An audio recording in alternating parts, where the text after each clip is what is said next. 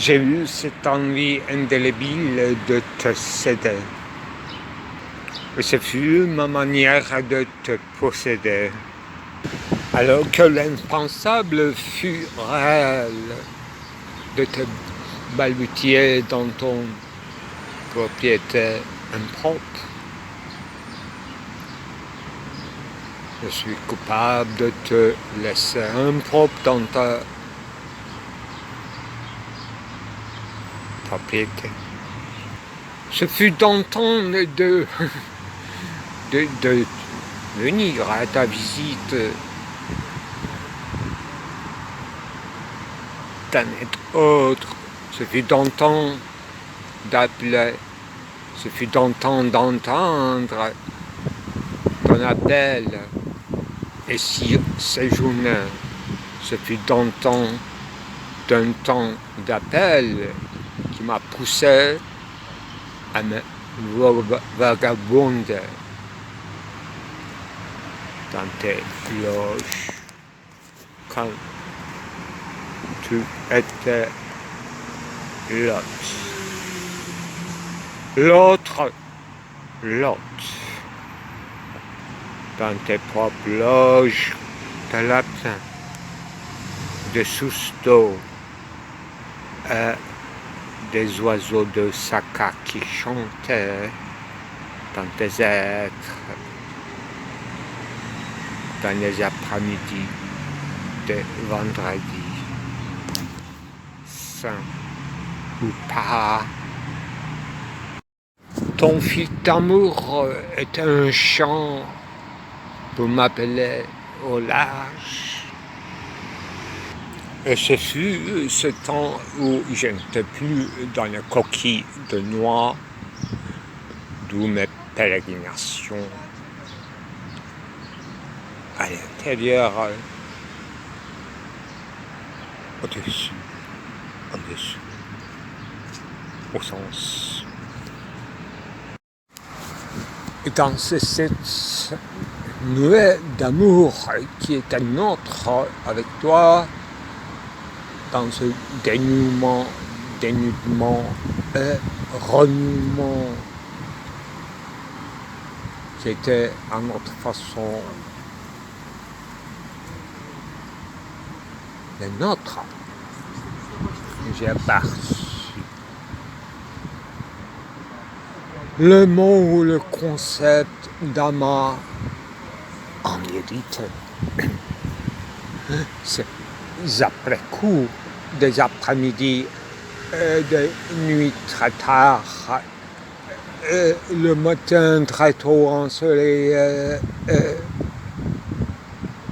ton cloître, ton être, ton dos, tes sous-sols, tes lapins. C'est pas lapin qui fut notre asperge d'eau de pastèques de la saison. Tout voué au vent, que de vent. Vanité des vanités qui enregistraient en segment tout le reste à venir en retention du moment et toutes les retentions en un seul instant fugitif, dis-toi. Que faire? C'est la vanité. Et dans ces moments indélébiles et inéluctables qui s'est réalisé notre nœud nuptial, et ce fut amas incontournable, réversible à jamais et dans tous les sens. Ce fut notre noyau, notre nid, et même dans ton absence, si énergie, notre logis imprenable à la vue. C'est plus que bizarre. En allemand, Oder. Oder, en grec, amant, aura une affinité en passant par other, otherwise en anglais, autrement qu'être en français de Lévinas. Alors, quel rapport avec amant grec? Amant au sens de main, bat, un truc amant, un truc que j'interprète avec mes précédents développements Gerchi, c'est-à-dire à vrai dire, Gerchi est notre mot turc pour dire la vérité, Gerçek. C'est ça notre abyssal tourment, là où Gerchi rejoint à Gerçek, c'est-à-dire là où amant rejoint finalement à la vérité, à la vérité du logos tel qu'il se réalise dans ses actualisations et dans ses potentialités, dit-on. J'aurais pu écrire un article à quoi ressemblera un dernier Dieu. Un dernier Dieu renvoie à l'article ultime de M. Heidegger. Alors pourquoi un dernier Dieu? Un dernier, combien de dieux? Un Dieu de plus, un Dieu de moins, un Dieu qui clôt l'histoire ou un Dieu qui éclore l'histoire? Un Dieu, c'est-à-dire notre zéro transcendantal, là où l'envoi de toutes les projections et les recherches de pérégrinations et tout serait réuni, mais notre Dieu, c'est-à-dire épocal, dernier Dieu, dernier pénultième Dieu, c'est ça? À quoi ressemblera, et plutôt à quoi ne ressemblera plus un Dieu qui sera un Dieu comme entité et qui ne ressemblera plus à aucune des épiphanies des dieux dans l'anthropologie, épiphanie, théologie ou rationnelle ou irrationnelle. Là, la question s'estompe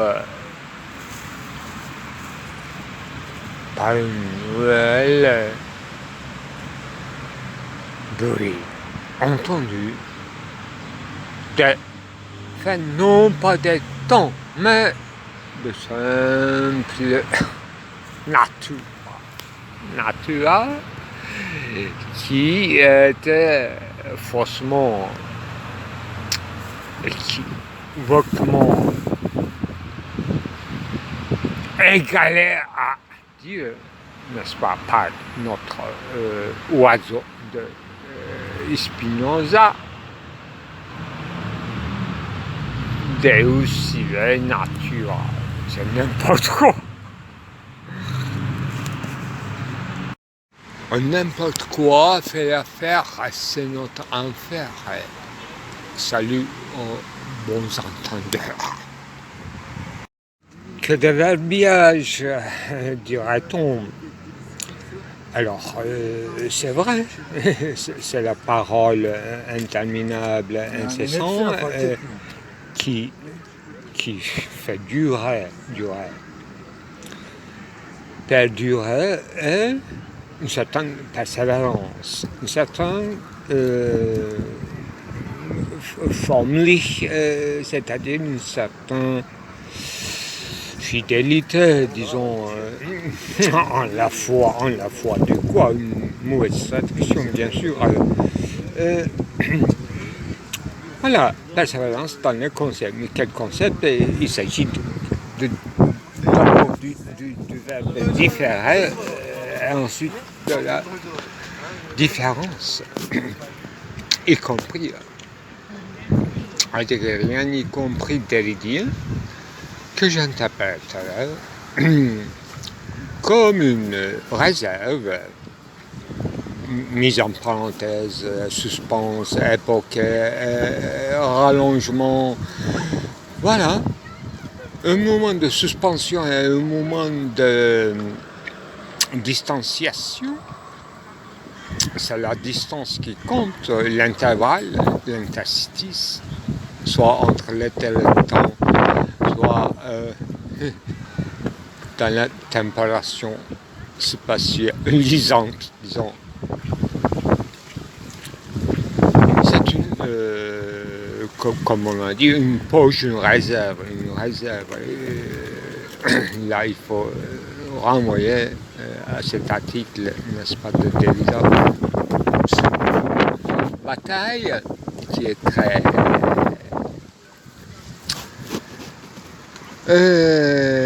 disons explicatif, oui, mais éloquente, voilà, en ce qui concerne le feu héraclétien, mais l'article concerne une bataille. D'abord, le feu qui est en bataille, le feu, disons, la lumière atomisée de quoi? De Hegel. Voilà, le mot, la lumière, le feu, l'éclat est tamisé. C'est pas si souvent que j'utilise, ça tombe bien, parce que modéré, voilà, je voulais arriver là. Différé, c'est très aristotélicien dans ce sens-là, de moyen terme ou modération dans le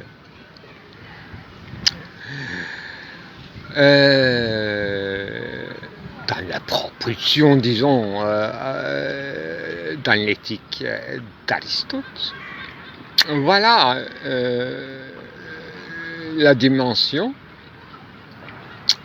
ontologique ou méontologique abîmée, une ontologie abîmée, ajournée ou mise à jour de Derrida, disons, qui est caché dans le mot énigmatique de différence écrit A ou pas, A majuscule renié, renvoyant à une passé égyptien, les pyramides, les sorties d'Égypte et toute allégorie possible contre la construction d'abord des pyramides égyptiennes et une certaine dissolution et dislocation, c'est ça. Le mot, l'autre mot que j'ai utilisé, dis en grec, en connotant une certaine distanciation, distance, dislocation. Autre nom, sûrement en philosophie contemporaine, de déterritorialisation et de nomadisation, on pense en chair en os, bien sûr, en passant par Lévinas. Donc,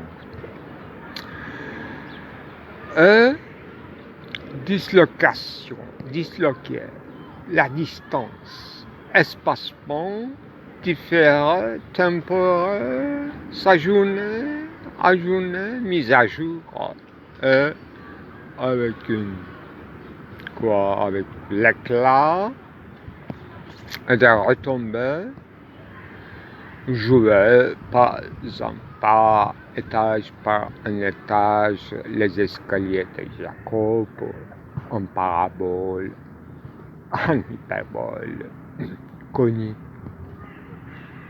quel bergsonien, le sommet, le fond, et en avoir, disons, image arrêtée ou des séquentialités, d'où la fragmentation. Et quel rapport avec le mimésis? Je dirais que mimer la distance, vouloir ou se projeter d'abord ailleurs ou se distancier, ou bien se replier dans l'imagination pour propulser l'élan autrement et d'une autre indice.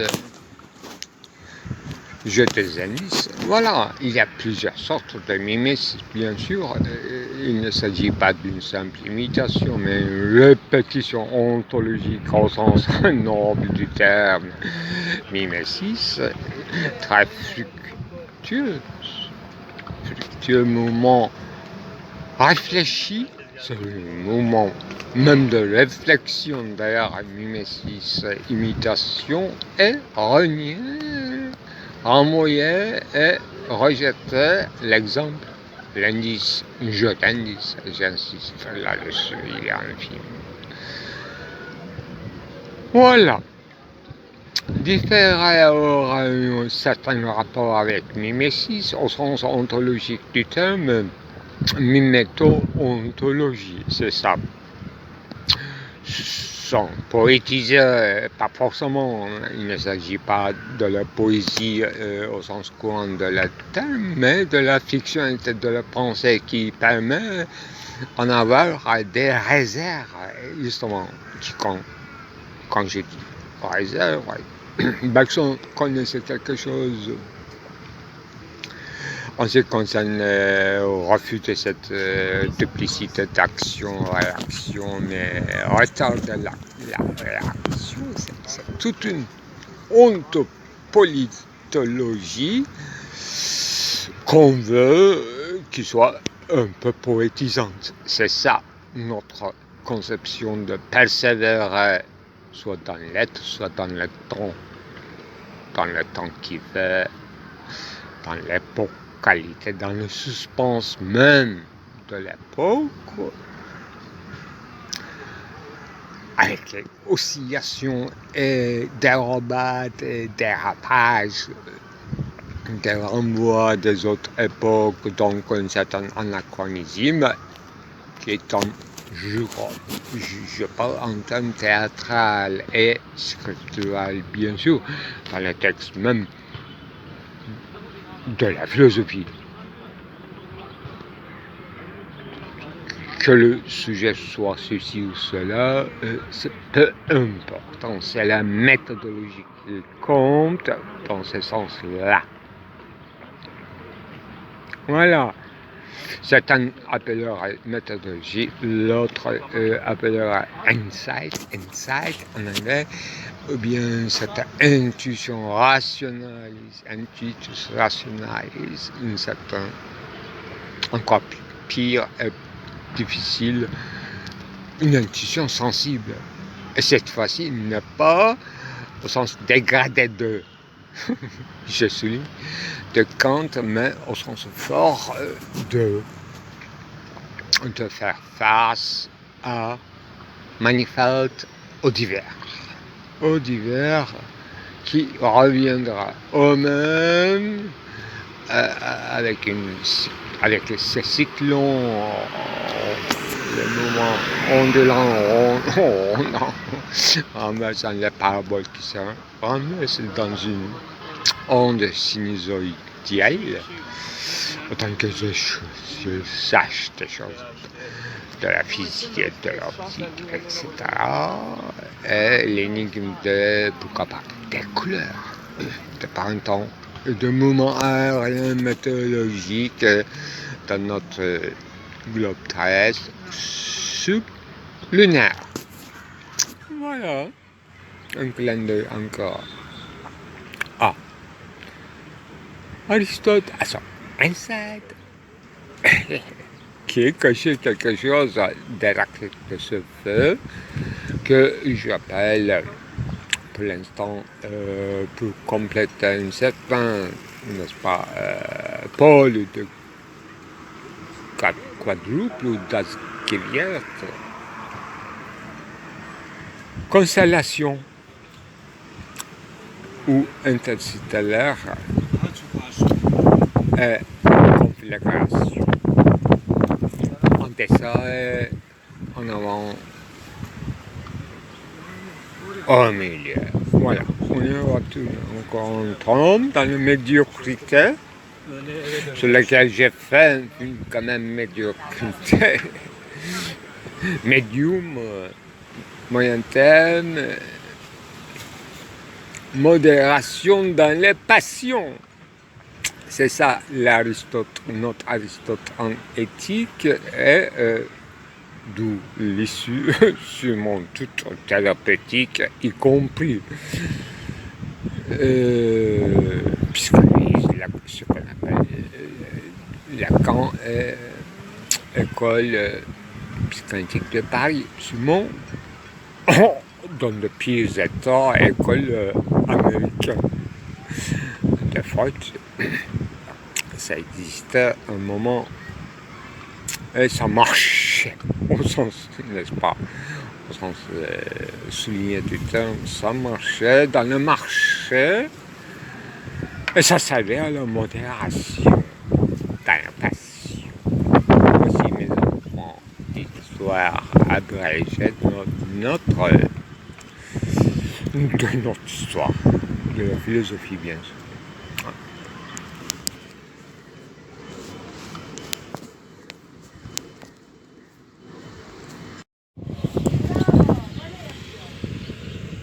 Disons que, d'une manière classique, scolastique, en termes scolastiques, la pensée nous est donnée pour justement atténuer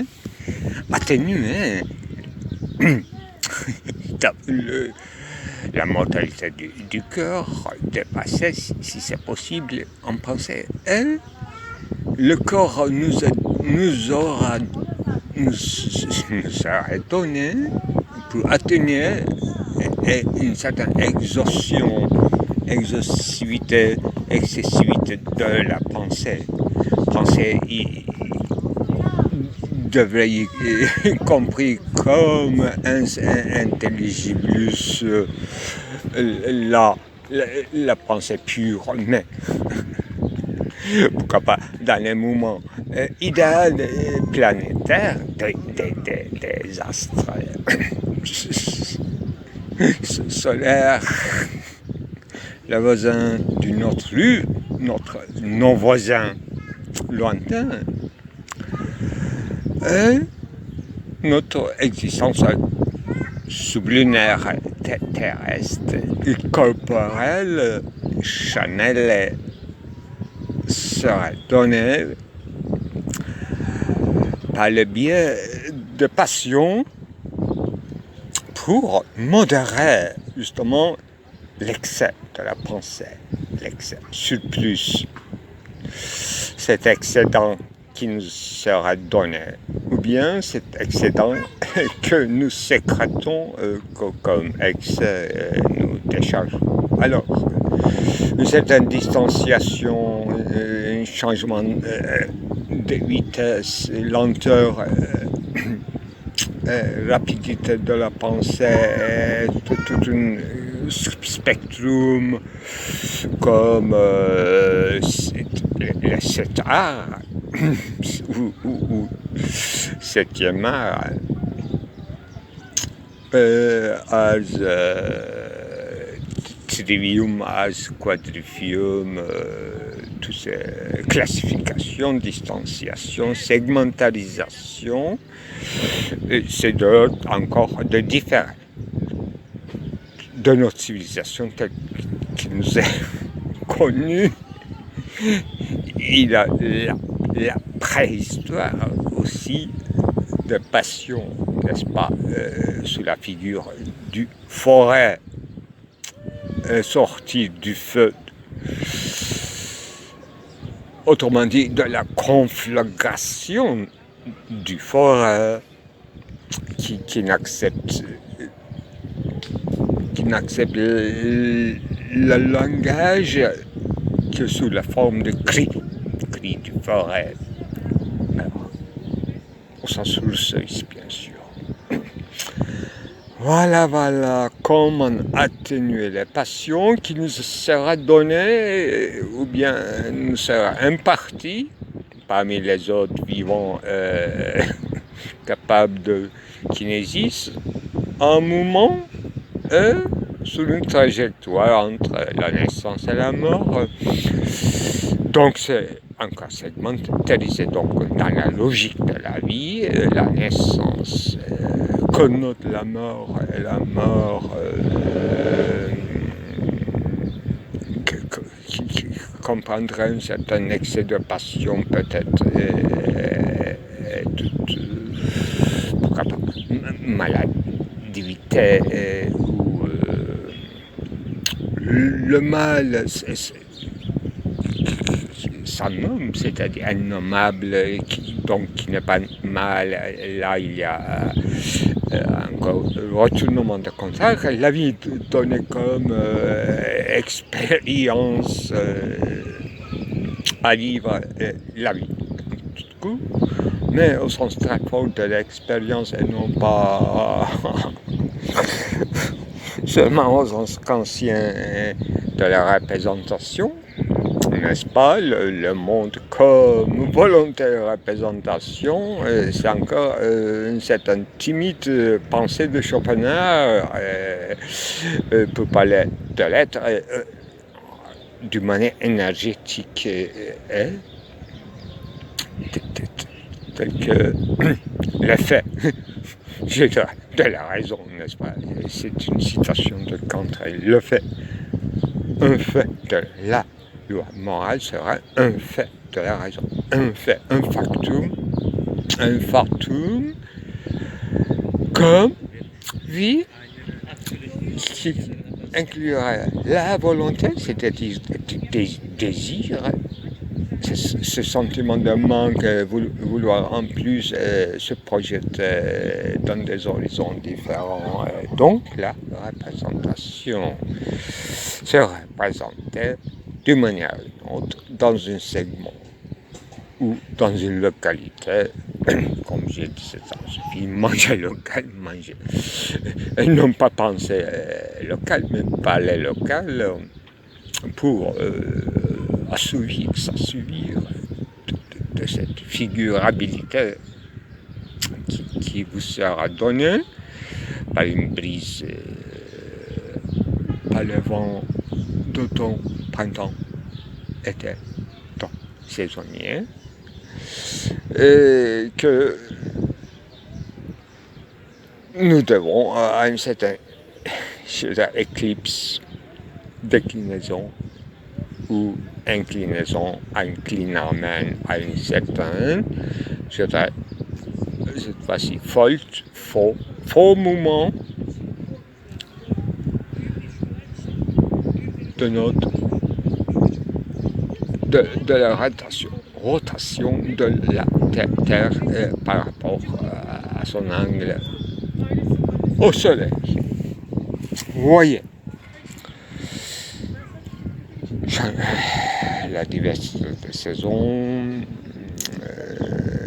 serait une petite conséquence d'un mouvement sublunaire, c'est-à-dire qui n'est pas parfait. Nous savons que les autres à solaire aussi plus ou moins à ces genres de propriétés, donc que nous pouvons appeler la fréquence, l'alternance dans la rotation qui n'est pas parfait, comme entendait très humain Aristote. Voilà. Et j'ai assez discru sur être là, du là, qu'on ne peut pas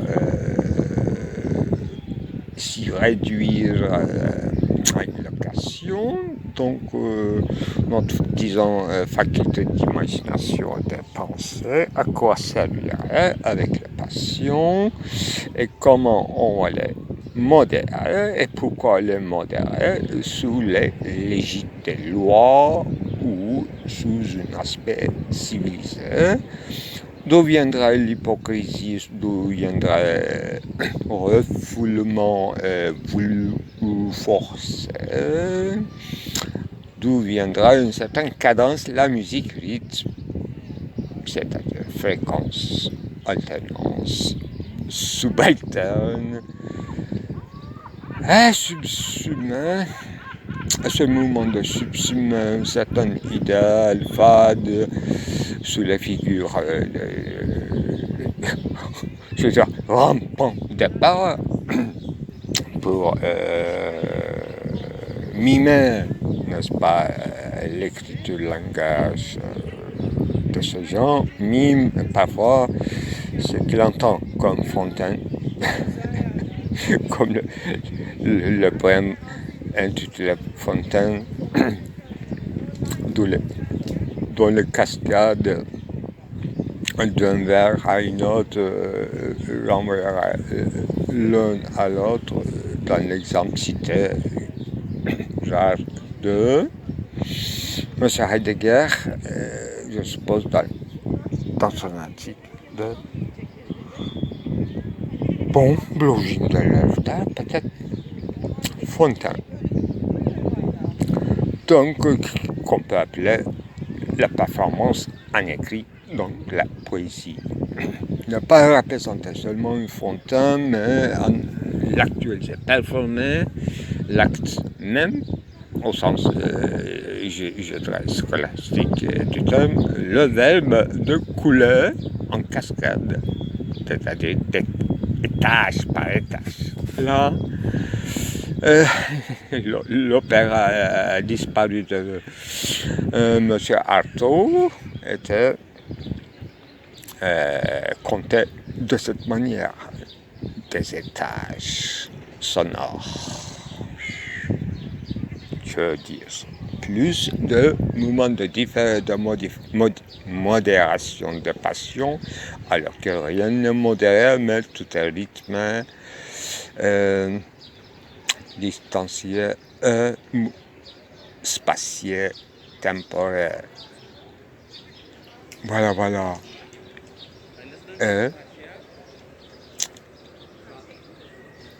Le visage n'est pas l'objet, ni un caractère, ni une passion nommée et cataloguée, mais quoi, se renvoie à l'infini, on dirait, et rabattre sur l'infini et danser en pas de cadence et dans une cohorte de pensée, dans un festin qu'on appellerait ensuite, plus tard, le théâtre.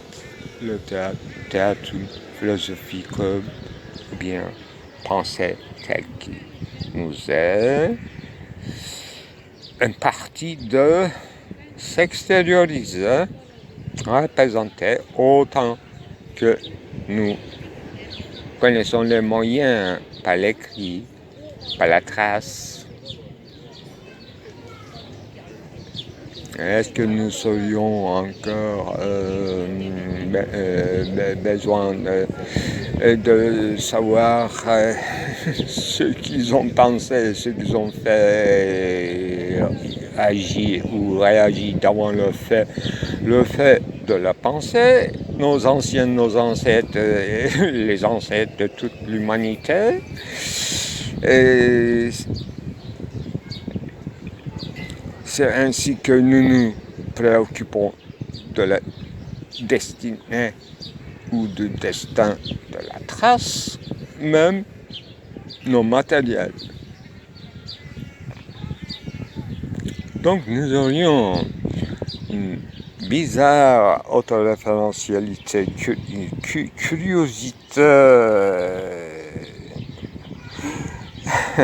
envers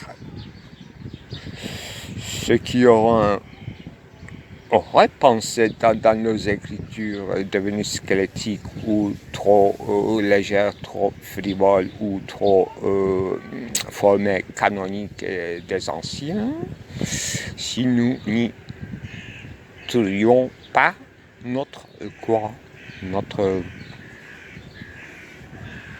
entre guillemets intérêt, si tu veux capté dans un âge vif, comme une sorte de poisson captivé par une sonorité, par une tenue de phrase, toujours en termes de déclinaison, ou j'ajoute aujourd'hui faux mouvement, c'est une erreur, voulue ou non, qu'il devrait y avoir sûrement un nom dans la musique, false, ou bien false, et qui donnerait virtuosité, une vertu, au sens de Witz, cette fois-ci en allemand, et non pas lapsus. Un bon mot, un bon goût, un mauvais goût, quelque chose qui se cloche. Je voulais dire justement, et non pas une cloche d'église, une sonnerie, un appel à la prière. Ce sont encore de la trace d'une fade, mais quelque chose qui cloche au sens, disons, métaphorique ou courant, populaire en français. Quelque chose qui clocherait dans un vers de poésie, ou bien dans un texte, soi-disant sérieux, philosophique, etc. C'est ça. Alors, le moment de réanimation herméneutique des anciens, des canons, des phrases, des formules, y compris la loi morale, qui sont un fait de la raison, y compris tout le oxymore que Kant utilise comme clair-obscur, là où ni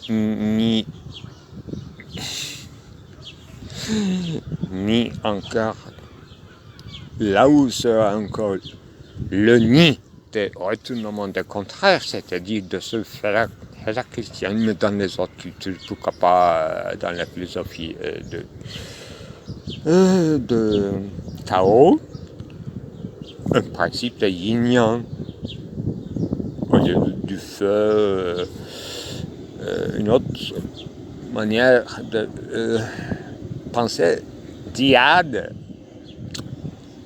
ou bien ce déchirement dont nous héritons,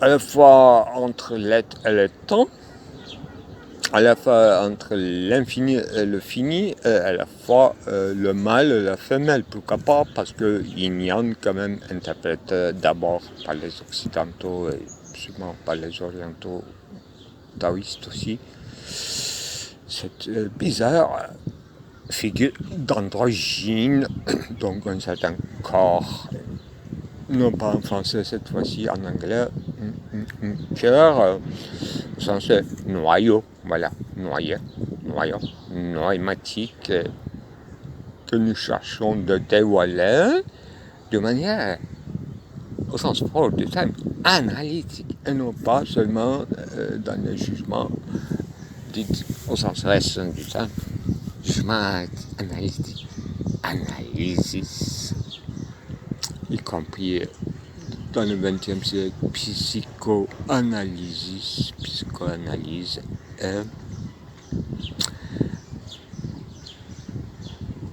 où chaque part d'analyse distancier ou bien déterminer chaque thème, chaque élément qui constitue le mouvement ou le flux, au sens fluvial de Héraclite, la fleuve, sera déterminé là où chaque part sera comptée par négation.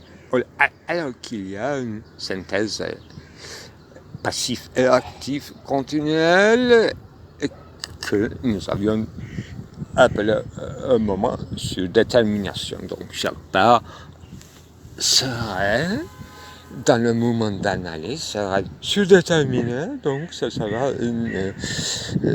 le lieu encore, le pas d'une synthèse.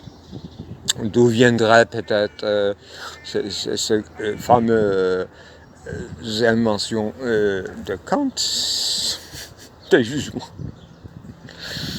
Synthétiquement a priori, synthétique a priori, et voilà encore une image de oxymore. C'est le contraire. Ce magma, rapport à ce magma, clarifié, soi-disant, autrement dit, représenté dans une épocalité d'une expressivité de la pensée que nous pouvons appeler la pensée représentative. C'est ça ma tâche. Que la poésie, d'une certaine façon, que j'ai appelé Ismet Özel à partir de son monographie intéressante que j'ai lu, qu'il aura rompu les règles, les rôles d'engagement. C'est tellement fort comme mot, n'est-ce pas? C'est plus fort que des lois. L'engagement de la poésie, entre guillemets, turque,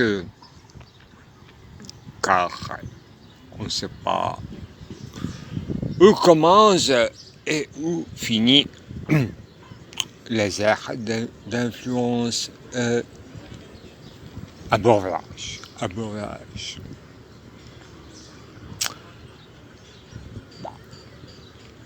Je signale un singulier personnage nommé Ismet Özel, dont il était question hier, ici même,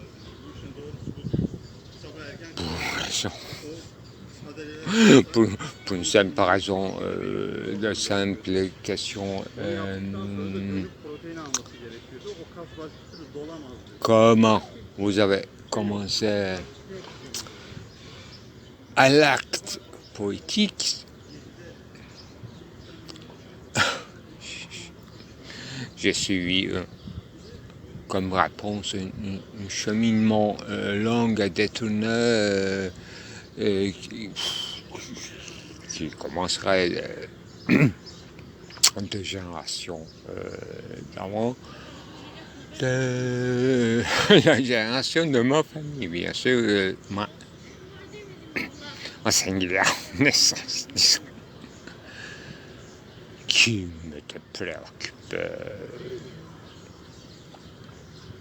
Singulièrement, il était en question mon texte écrit à Paris, dans ma chambre d'abord, intitulé, je suppose, Fecr Fucur, en turc je crois. Mais alors, Fecr Fucur, s'il faut traduire, c'est non pas crépuscule, c'est entre crépuscule et l'aube. J'ai traduit actuellement le mot Fajr.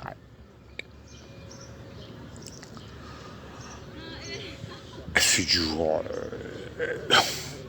le crime abominable qui consiste à quoi? À une simple fait de naître. Je disais tout à l'heure que le fait de la raison,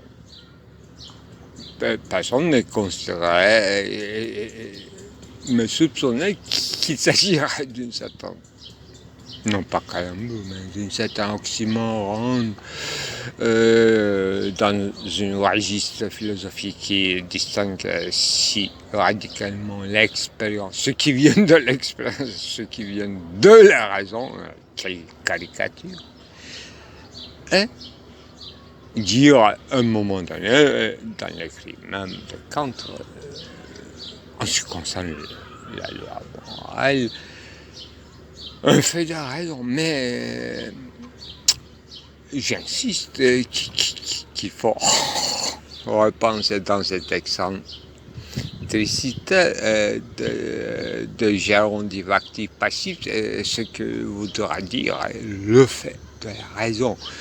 L'homme est un fait de la raison. Et il n'y a rien à voir au sens racine avec la morale. L'homme est de part en part entièrement moral dans son cyclique, dans sa moralité. Même dans des endroits, disons, disloqués, insoupçonnés, là, un drapeau est un fait de la raison. Un fait, un factum. Un cas de factum. Un cas de raison. Un cas qui est capable de la raison. Voilà. Alors, quel rapport avec l'engagement rompu des règles de la poésie, et s'il existe épocalement, surtout périodiquement, dans un milieu qu'on appelle, je traduis littéralement, le courant de poésie des années 50 qui a duré jusqu'à les années 60, 70, même 80.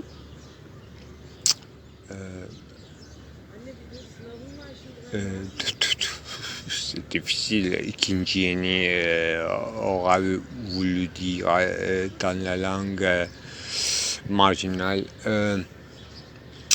Cinquantaine, voilà une certaine quoi, déjà marché de puce, là où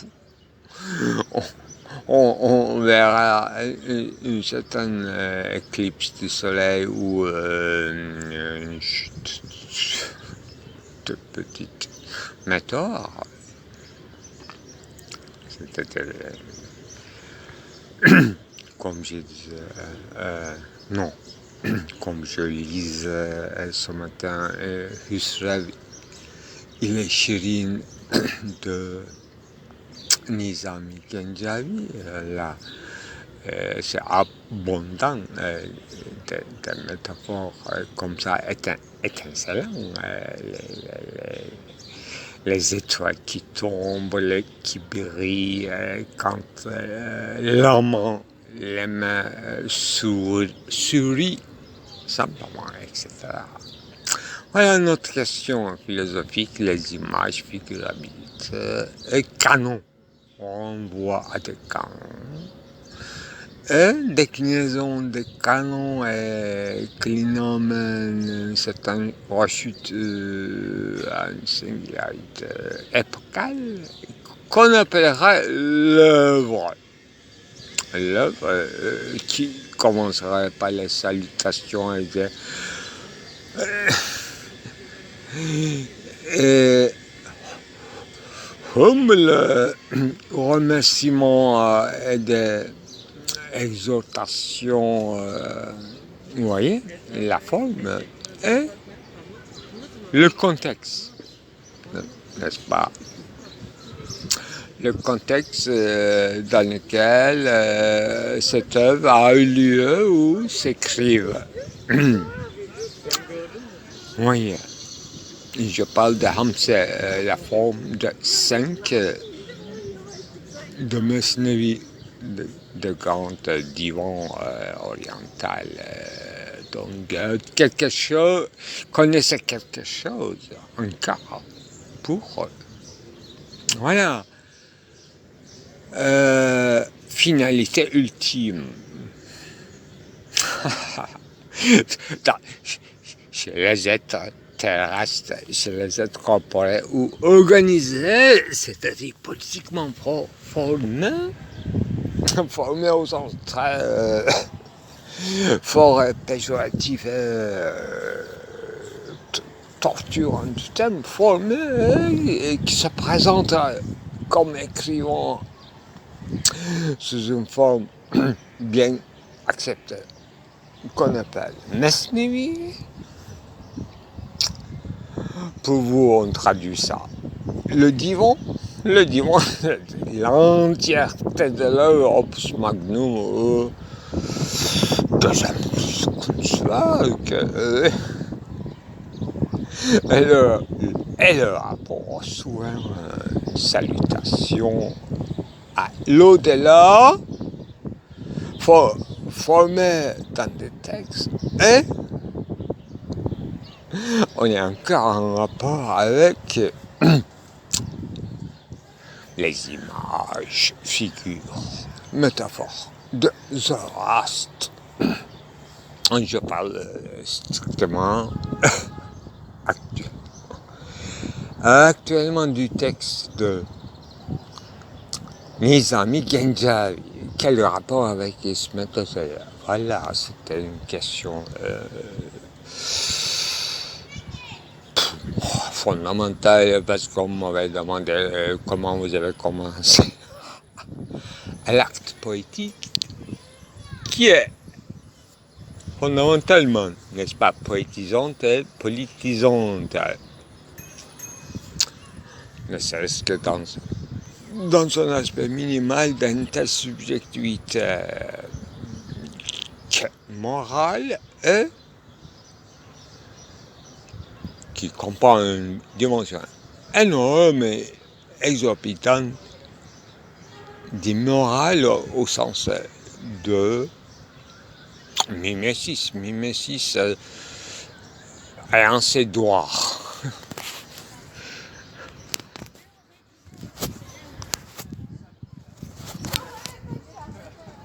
Alors, il y a 2 ou 3 choses à ajouter.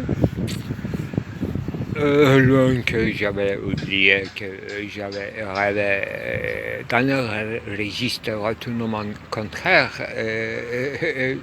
cette fade copie qui est l'histoire de la philosophie, y compris occidentale et orientale, du feu héraclétien. J'aurais appelé Yin taoïste aussi. Peu importe, pour ne pas se retirer dans ce mana polynésien dont parlait d'une part Marcel Mauss et d'autre part Lévi-Strauss, qui a fini pour être signifiant vide chez Kojève, extraordinairement travaillé parallèlement dans des univers philosophiques, systèmes philosophiques ailleurs, et surtout à partir de Hegel, et que je développais par régression jusqu'à en descendant Ibn Khaldun. Voilà.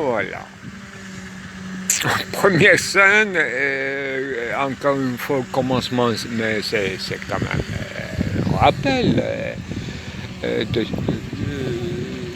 où en étions-nous du feu ou de l'air, pourquoi pas pneument, qu'on respire, on aspire. Alors, première chose, par définition, la substance, n'est-ce pas? Le feu interprété chez Héraclite, chez les présocratiques, une sorte de réponse à la question de qu'est-ce que la substance. Ça, il faut mettre non pas à côté, mais en exergue, car substance est mana, mana est substance, feu est mana, yin-yang est feu, ou différence primordiale. Donc différer ne se diffère pas, se répète, l'éternel retour.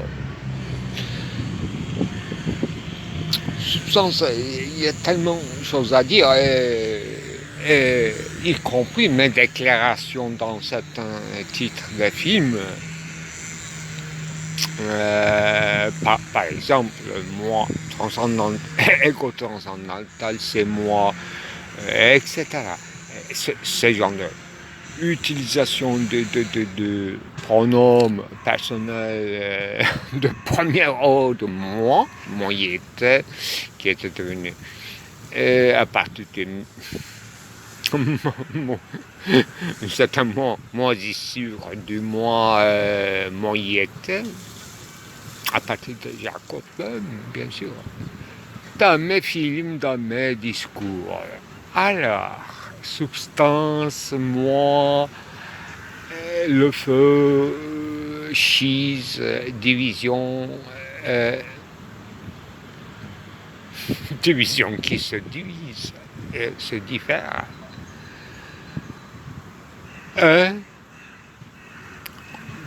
Deux cols d'une chemise qui ne se rejoignent.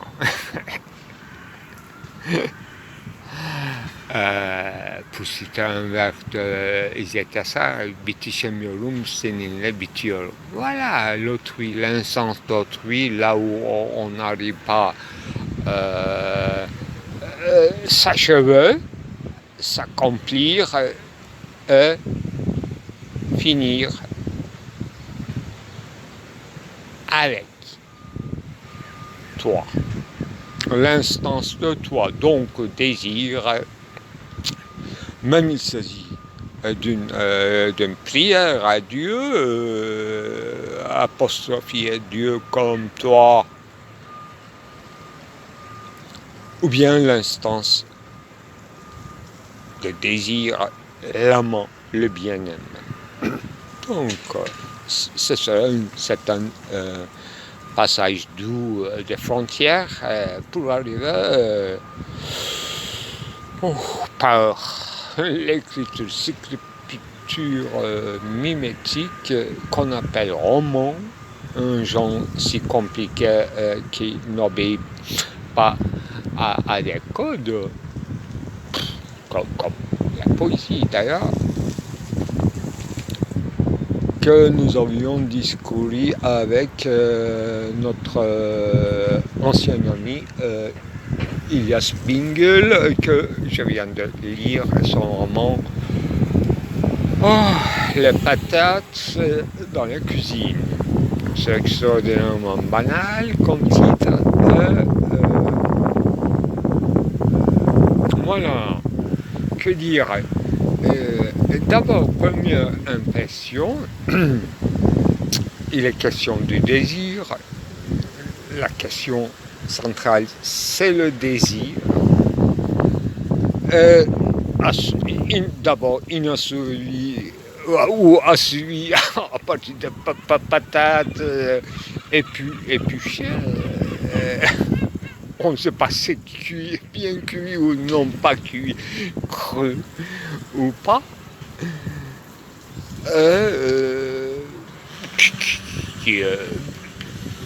Justement dans la logique du roman, mise en connotation en développement dans une perspective d'évolution, disons, biologique que j'ai comment traduire ce genre de monocellulaire ou des amibes qui n'ont pas des os, heureusement, ni colonne vertébrale, que dans notre biologie, en tout cas, on appelle le mollusque là, le mollusque qui est connoté dans le même moment avec l'enfance qui sera informe, etc. Très bien. Il y a beaucoup de lectures qui se réveillent à la lecture de ce roman. Très pédant et très banal à la fois, qui se veut être banal comme le genre roman banal. Et d'abord, d'emblée, dans l'entrée, dans ces introductions, vulgaires, au sens d'utiliser des mots sans métaphore, pour esquiver toute métaphorisation, et dire les choses avec le mot propre, entre guillemets, et ensuite passer aux patates et il va s'enfermer dans cette cuisine littéraire, donc dans ses lectures et dans ses c'est énigmatiquement citationnel qui donne lieu à une certaine division de moi et autrui, et qui n'est qu'encore moi, apparemment profondément hétérosexuel, sans aucun doute, mais à travers l'élément substitutif de patates, la pratique de cuisine, une table de cuisine, une chaise, et surtout toute manipulation extraordinairement détaillée de main qui tourne autour de patates, une pratique de patates à travers une main, une manipulation bizarre et qui devient extraordinairement une métaphore, une allégorie qui rejettera d'emblée, qui appellera l'action rompue, rejetée, différée, etc. Là, je ne serai pas plus long, il faut consacrer toute une exégète à ce roman. Retenons de cette multiforme ou plasticité de forme de patate ou de l'organe génital féminine qui précise en passant qui n'a jamais eu une tendance édifier des monuments, il déteste la boue, la poussière, la terre, les choses élémentaires. Et il est autrement dans la vicieux, visque, disons, très segmentarisé dans sa formalisme, rarement vu dans les romans turcs. Sûrement influencé de plusieurs lectures de romans.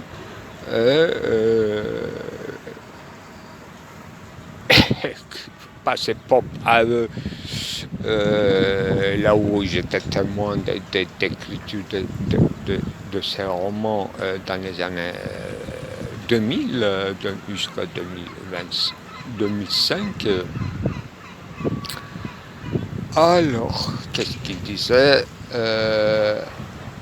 en notre kızım Melahat, c'est-à-dire qu'il rejette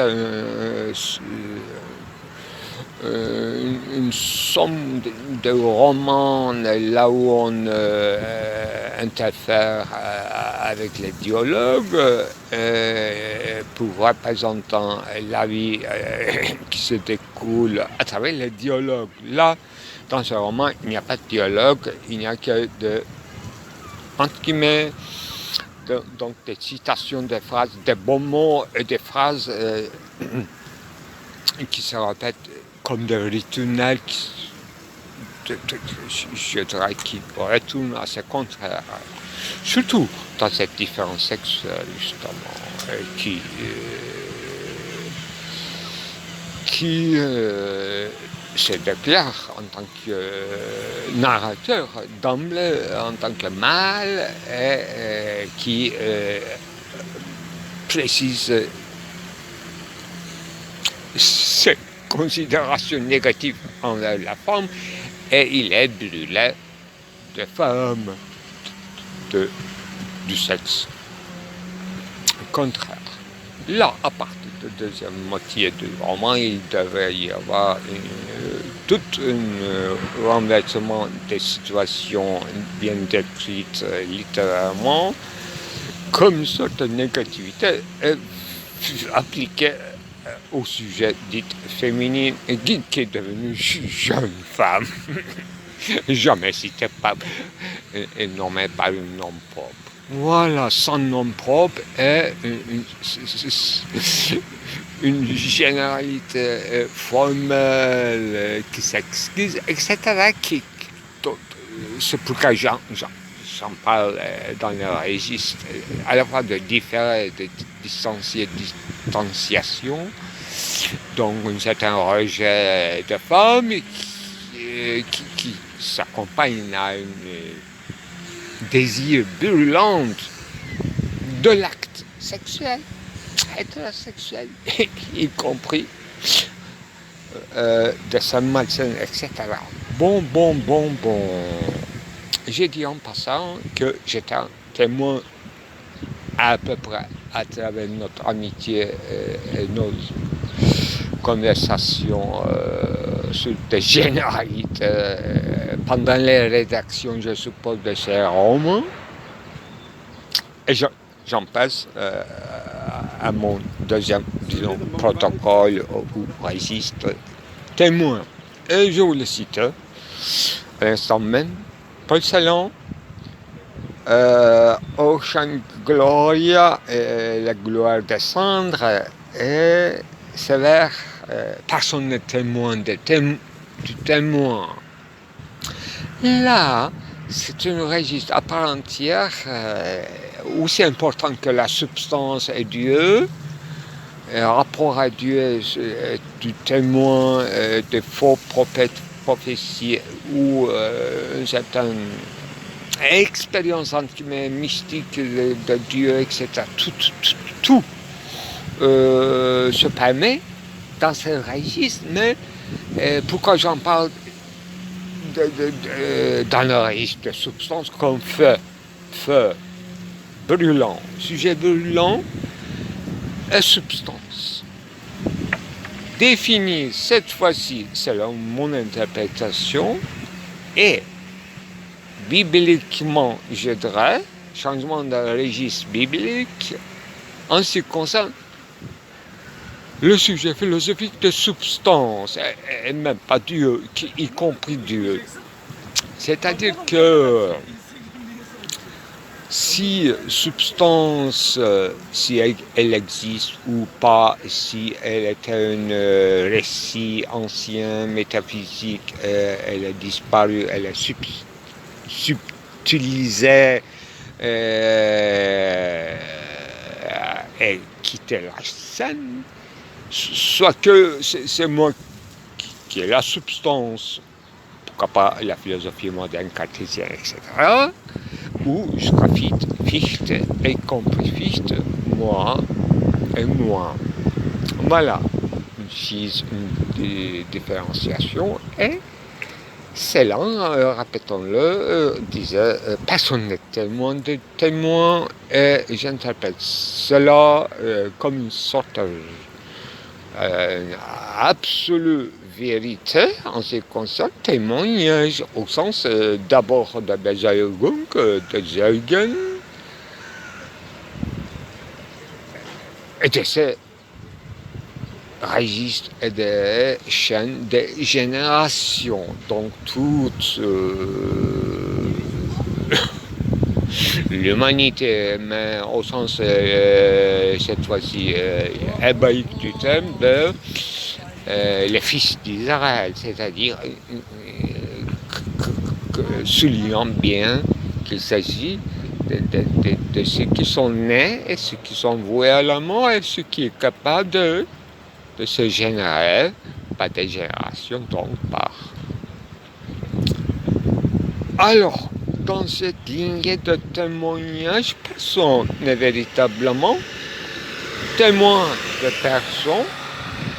Un père qui engendre un fils ou une fille n'est absolument pas témoin de son fils.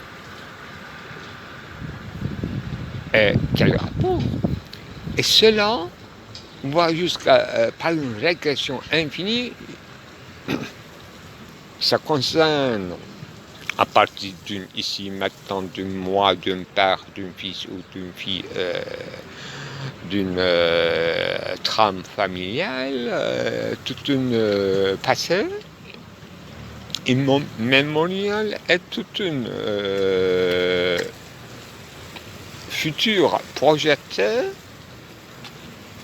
dans l'impossibilité d'être témoin fidèle, d'être responsable à part entière d'une rachète. Voilà. Je prends ce problème comme un problème de substance ou de l'origine, ou chez Aristote comme premier mouvement.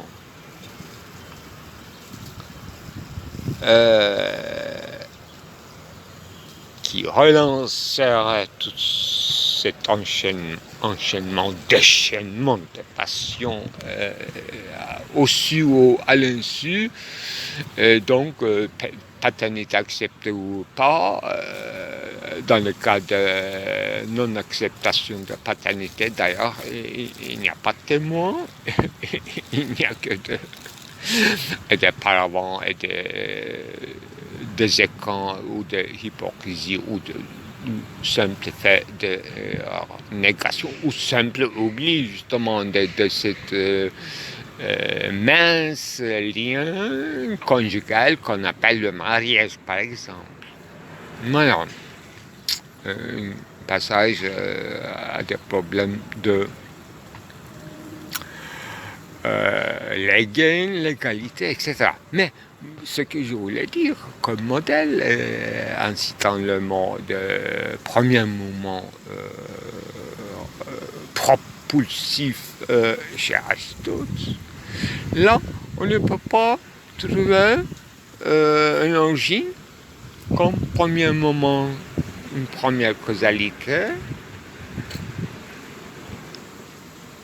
sur lequel quelqu'un dans la chaîne de causalité peut répondre comme responsable et en témoigner. Donc, lignée de témoignages, impossibilité de lignée de témoignages, alors qu'il y a toujours des témoignages et des signatures et des consignatures, etc. En ce qui concerne toutes sortes de témoignages juridiques, une ouverture d'un espace juridique, civique, dépend d'un système de témoignage et de pièces à conviction, je dirais. Comment on se perçoit, comment on se convainc de cette lignée et d'où de notre identité. Idem locus solus sur le soleil. Cela, changement de registre biblique et sous la plume de selon un Aristote, un problème métaphysique bien connu que je mal exprimé peut-être en ce qui concerne commencement de régression à l'infini, impossibilité de la régression à l'infini, et qui est bien compris et accepté par Kant dans le premier critique, n'est-ce pas, dans l'antinomie de la raison en ce qui concerne les idées, ne serait-ce que cosmologiques. Et y compris, je dirais, les idées psychologiques, donc toute une métapsychose pour sauter d'un pas long à des questions de psyché, de moyenneté, sans parler d'immortalité de l'âme, ni la postérité de l'âme de l'individu. Et ce qui reste comme derrière la scène, Dieu, c'est-à-dire idée théologique, et comme à côté, non pas comme copie, mais par une rupture de rapport, avec une distance respectueuse. On descend le problème au problème, justement, à un registre de témoignage. Personne n'est témoin de personne, c'est ça, notre état de, disons, d'élection ou la chute, la conséquence ou l'état de chute ou de Dasein, problème de Dasein ou individuum qui donnerait sûrement droit à des spéculations, disons, y compris mimétiques, romanesques, fictives, sur cette descendance et sur cette postérité. Voilà, à peu près comme schéma, comme protocole de travail, ce que j'excusais.